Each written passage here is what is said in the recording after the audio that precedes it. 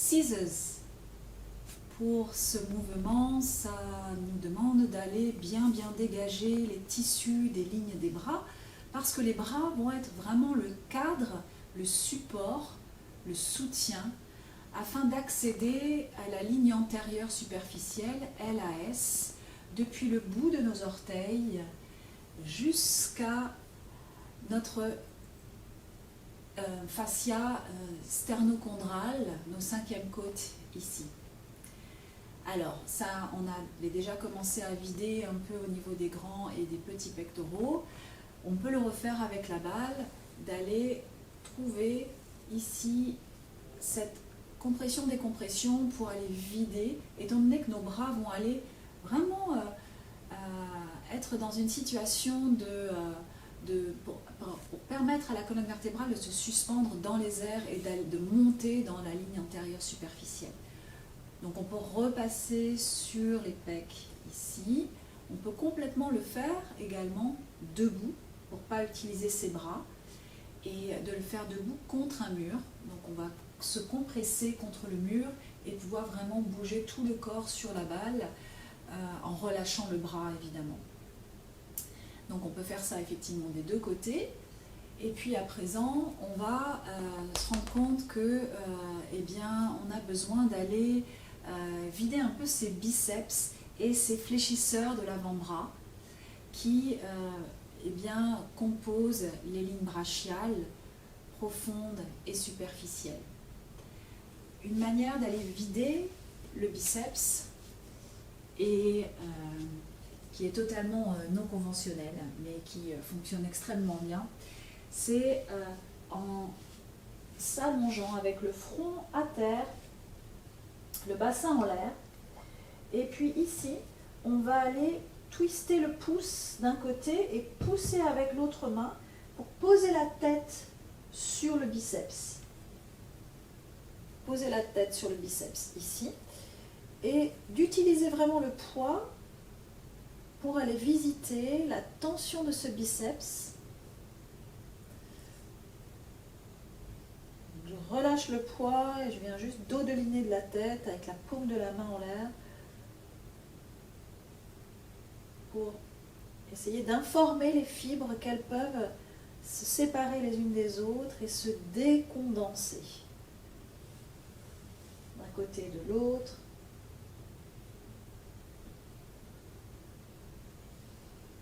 On peut aller poinçonner le tissu. Là,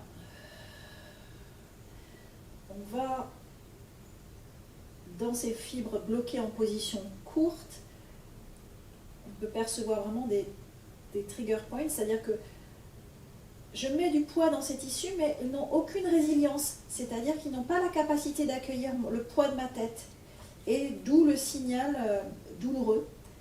C'est-à-dire, en fait, il n'y a pas la place, mes tissus sont congestionnés, et au fur et à mesure de la demande, c'est pour ça que ça nous demande de bouger et d'aller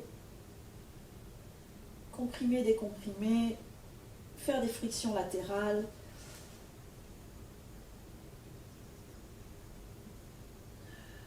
D'un côté et de l'autre.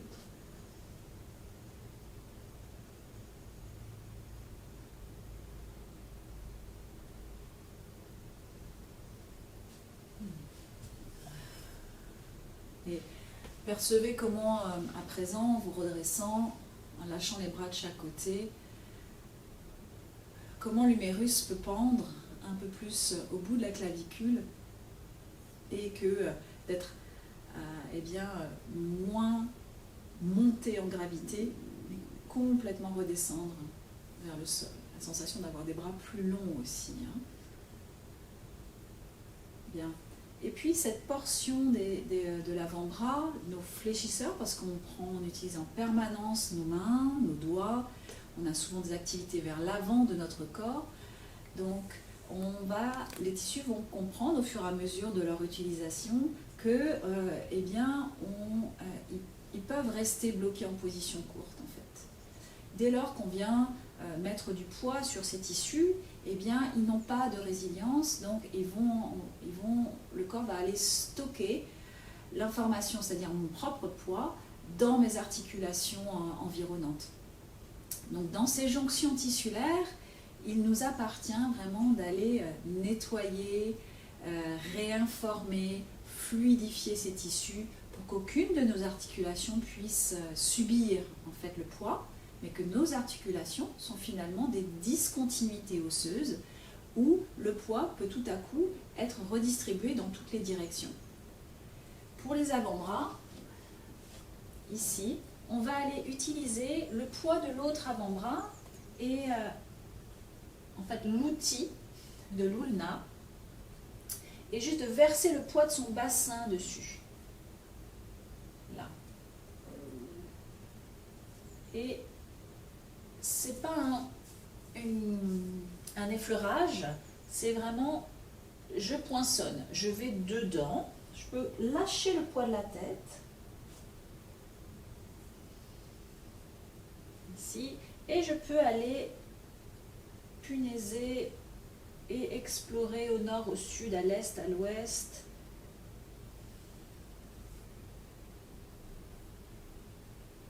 Et se rendre compte que nous accumulons énormément de tensions dans nos tissus, mais que ces tensions sont silencieuses.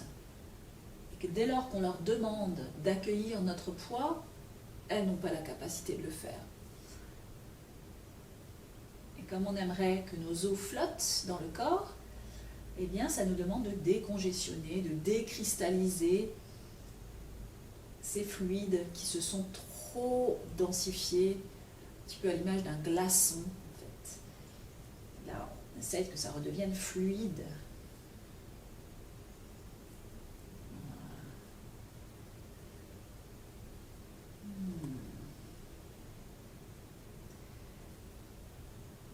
Bien. Et ce couple-là, on va aller visiter les extenseurs et les vider également.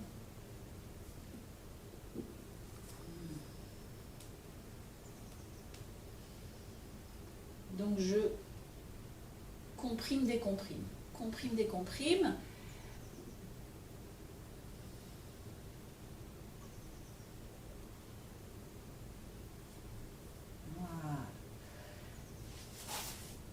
On va pouvoir relâcher, mettez-vous debout, allez marcher et observez comment eh bien, un bras va sembler plus long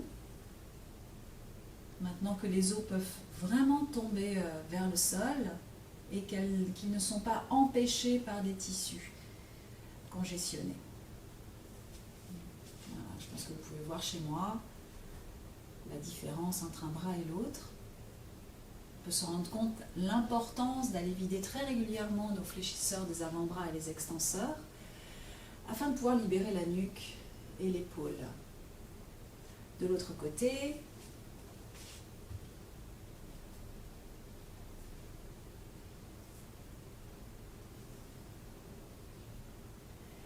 et j'utilise pas la force, j'utilise vraiment le poids, c'est un transfert de poids de mon bassin sur l'appui.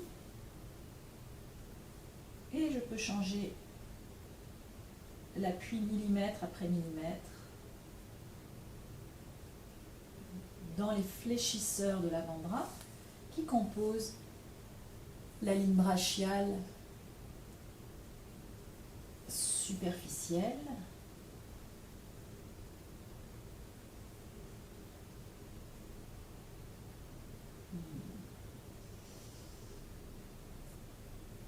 Et puis de l'autre côté, au niveau des extenseurs.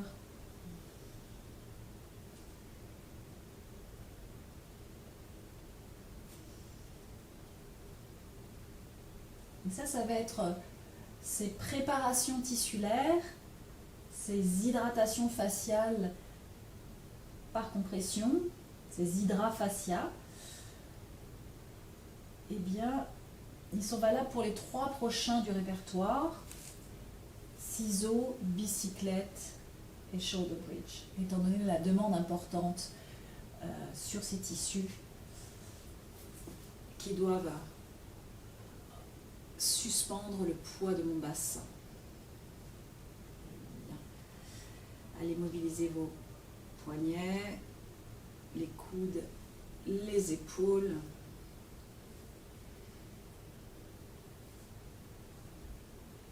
Voilà. Laissez les tissus s'enrouler, se torsader, glisser, coulisser.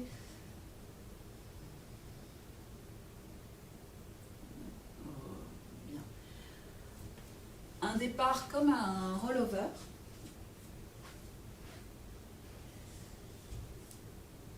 On descend à terre, suspendu dans nos bras. On se retrouve au sol. Nos mains se posent à terre. Je repousse le sol, ça soulève mes jambes. Et ça va aller derrière. Et ici, je vais aller ramener un peu mes coudes vers l'intérieur et faire un plateau avec mes mains. Et là, je vais aller y déposer mon sacrum. Donc les talons de mes mains sont sur mes épines iliaques postéro-supérieures. Voilà. Ici, je dépose vraiment mon bassin pour trouver cette longueur entre l'os du pubis et l'os du sternum, d'être sur ma ligne antérieure superficielle. Voilà. Donc je pousse le sol avec mes coudes et je l'écarte également pour suspendre vraiment mon sternum et trouver cette longueur tissulaire de ma ligne antérieure. Et puis une jambe va s'allonger, là, et rebondir sur les extenseurs. Je trouve cet équilibre délicat entre l'appui de ma tête à l'arrière, qui est tranquille, l'appui de mes coudes. C'est tout ce que j'ai au sol maintenant. Et j'ai un relais entre mes mains et mon sacrum qui est vraiment déposé pour que mes jambes puissent trouver une extension et que je puisse alterner, rebondir d'une ligne antérieure superficielle à l'autre. Depuis mon sternum, mes coudes repoussent le sol et écartent le sol pour suspendre mon sternum et trouver la bonne tension entre sternum et pubis. Là. La tendance, ça va être d'enrouler le bassin, ici, et d'aller descendre cette jambe, là. Voyez ? Et donc, on n'a plus du tout l'ouverture de la ligne antérieure. Donc, d'aller oser, ici, dans cette organisation des bras. Là. Là. On relâche les poignets. Les mains se reposent à terre. On redescend en rollover. Les bras s'allongent derrière, roll up.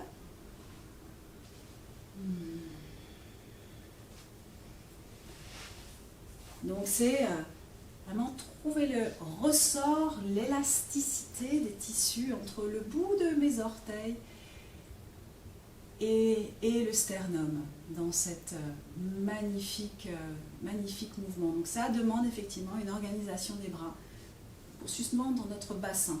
Et la clé, elle est vraiment d'oser laisser le pubis être au-dessus du coccyx et qu'il y ait cette magie entre ces deux os avec l'appui de nos mains pour que les jambes puissent communiquer directement à l'avant de notre colonne vertébrale à travers nos psoas.